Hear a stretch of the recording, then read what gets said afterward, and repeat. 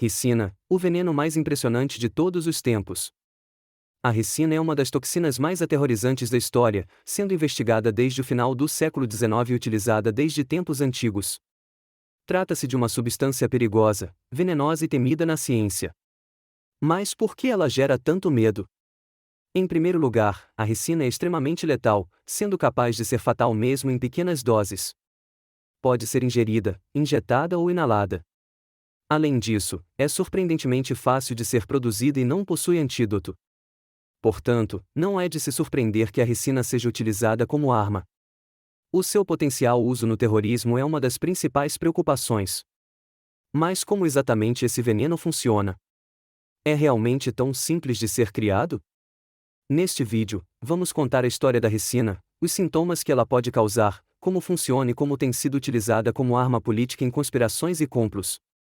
Antes de entrarmos em detalhes, não se esqueça de se inscrever no nosso canal e ativar as notificações para ficar atualizado com as nossas publicações. A ricina é, sem dúvida, uma das toxinas mais potentes conhecidas pelos seres humanos. Seu efeito é citotóxico, destruindo ou matando as células do organismo de forma eficaz. Mesmo em pequenas doses, ela representa um grande perigo, mas o maior risco está na facilidade de produção. A ricina é um subproduto do óleo de rícino, presente apenas nas sementes da planta de rícino, também conhecida como mamona ou carrapateira. Embora seja utilizada em tratamentos médicos, na medicina tradicional e até mesmo na gastronomia, a ricina é extremamente perigosa. O problema reside na facilidade com que pode ser fabricada. Ao extrair o óleo das sementes, cerca de 5% a 10% da polpa resultante é composta por ricina. Basta separá-la e purificá-la, o que pode ser feito por meio de métodos químicos ensinados no ensino médio e utilizando substâncias relativamente fáceis de encontrar, como ácido clorídrico. A receita para preparar esse veneno é facilmente encontrada na internet, apesar dos esforços do governo dos Estados Unidos para eliminá-la. O resultado do processo de purificação é uma resina branca em pó, que não possui sabor e já é utilizada desde tempos antigos. Um ingrediente utilizado ao longo da história. A planta de mamona tem sido conhecida e utilizada pelos seres humanos desde tempos pré-históricos. Descobertas arqueológicas em uma caverna na África do Sul revelaram resíduos de ácido da mamona em pedaços de madeira, sugerindo seu uso como veneno há cerca de 24 mil anos. Quase todas as civilizações antigas faziam uso da mamona para tratar diversas condições. Um importante papiro egípcio conhecido como o Tratado Médico de Caum, datado de 1500 a.C., dedica um capítulo inteiro ao uso das sementes de mamona em tratamentos. Elas eram utilizadas como laxante, no tratamento de abscessos, contra a calvície e até mesmo para induzir abortos. Diferentes papiros da mesma época indicam que os antigos egípcios tinham conhecimento das propriedades tóxicas e dos riscos do consumo da polpa das sementes, recomendando apenas doses muito baixas. Na Grécia Antiga, também houve o uso da mamona. O renomado médico Hipócrates, que viveu por volta de 400 a.C., utilizava o óleo como laxante para desintoxicar o organismo. O médico grego Dioscórides mencionou em sua obra médica as propriedades diuréticas, expectorantes, anti-inflamatórias e laxativas das sementes de mamona. Elas aliviavam queimaduras, varizes, infecções de pele e eram empregadas em diversas culturas orientais.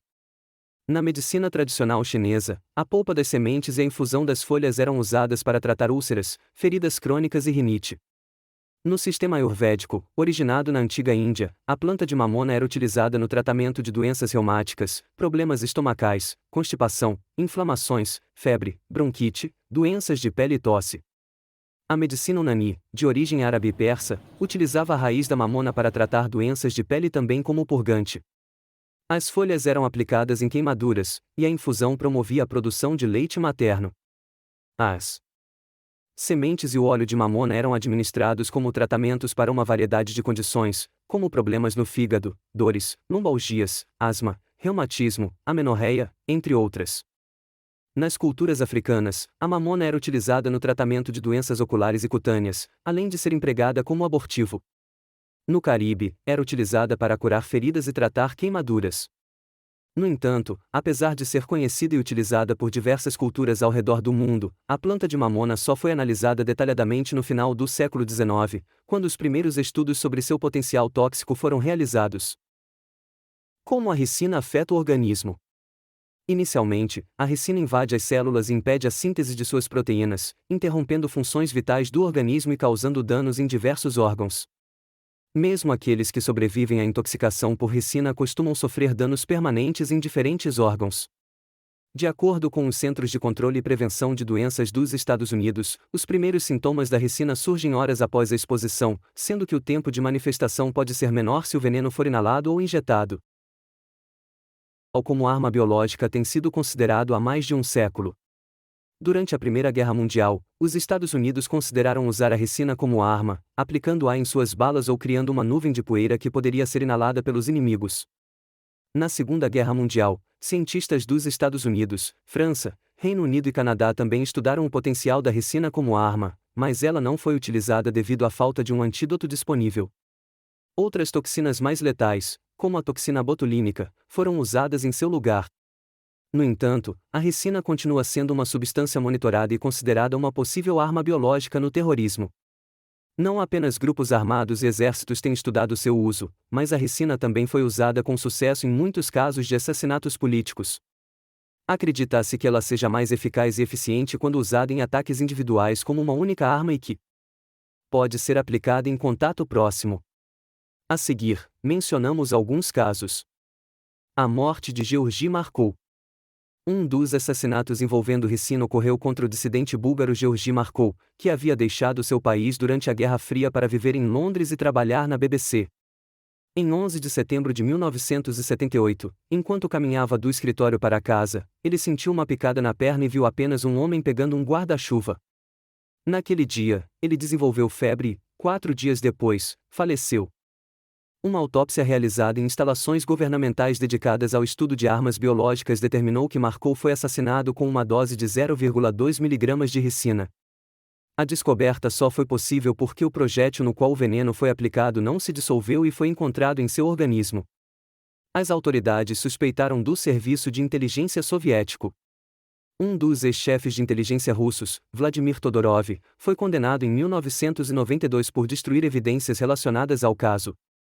O vice-ministro do interior da Bulgária cometeu suicídio antes de ser julgado por destruição de arquivos, e uma espiã búlgara, que se acredita ter liderado o assassinato de Markov, morreu em um acidente de trânsito inexplicável.